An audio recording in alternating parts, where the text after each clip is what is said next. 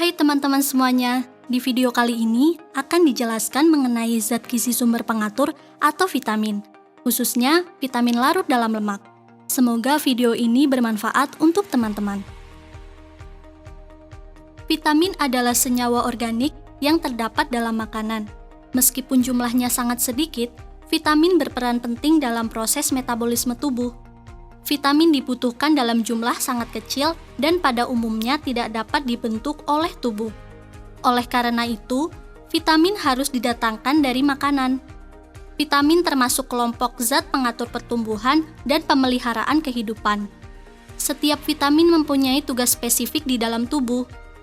Fungsi utama vitamin adalah mengatur proses metabolisme protein, lemak, dan karbohidrat.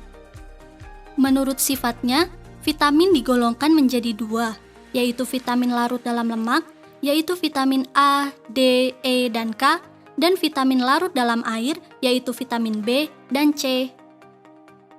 Sifat umum vitamin larut dalam lemak adalah larut dalam lemak, kelebihan konsumsi disimpan dalam tubuh, dikeluarkan dalam jumlah kecil melalui empedu, gejala defisiensi berkembang lambat, tidak perlu selalu ada dalam makanan sehari-hari, mempunyai prekursor atau provitamin, hanya mengandung unsur karbon, hidrogen, dan oksigen, biabsorpsi melalui sistem limfe, hanya dibutuhkan oleh organisme kompleks.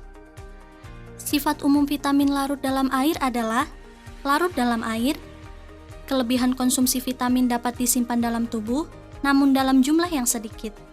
Dikeluarkan melalui urin. Gejala defisiensi sering terjadi dengan cepat, harus selalu ada dalam makanan sehari-hari, umumnya tidak mempunyai prekursor, mengandung karbon, hidrogen, oksigen, dan nitrogen, serta kadang-kadang belerang dan kobalt. Diabsorpsi melalui vena porta, dan dibutuhkan oleh organisme sederhana dan kompleks. Vitamin A. Fungsi vitamin A adalah sebagai sumber produksi rodopsin yang diperlukan dalam proses penglihatan, proses pemeliharaan jaringan pelapis, dan juga proses pertumbuhan tubuh. Ada beberapa penyakit yang timbul akibat kekurangan vitamin A, antara lain seroftalmia, rabun senja atau hemeralopi, bercak bitot, serta keratomalasea. Namun, apabila vitamin A dikonsumsi terlalu banyak, maka dapat menimbulkan hipervitaminosis. Sumber vitamin A dari bahan pangan hewani adalah telur, ikan salmon, keju, dan hati ayam.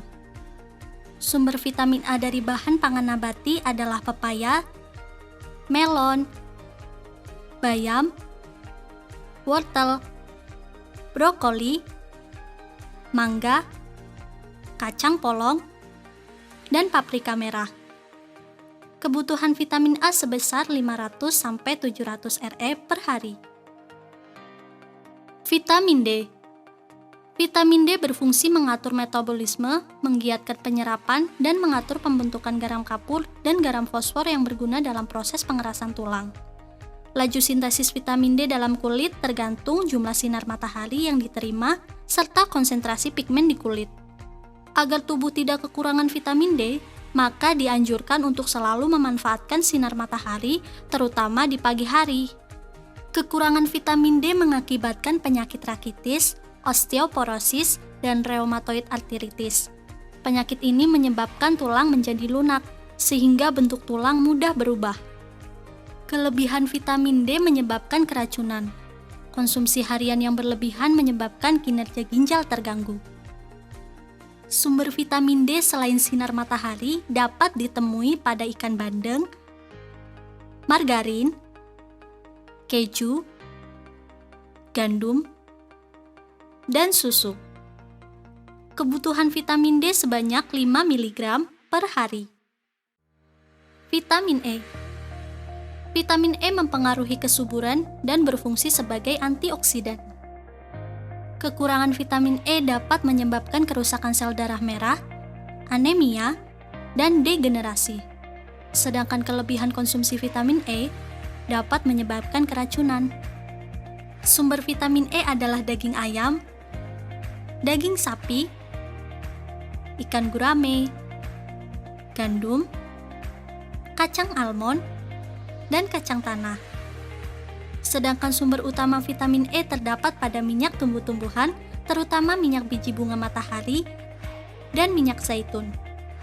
Kebutuhan vitamin E sebanyak 8-10 mg per hari.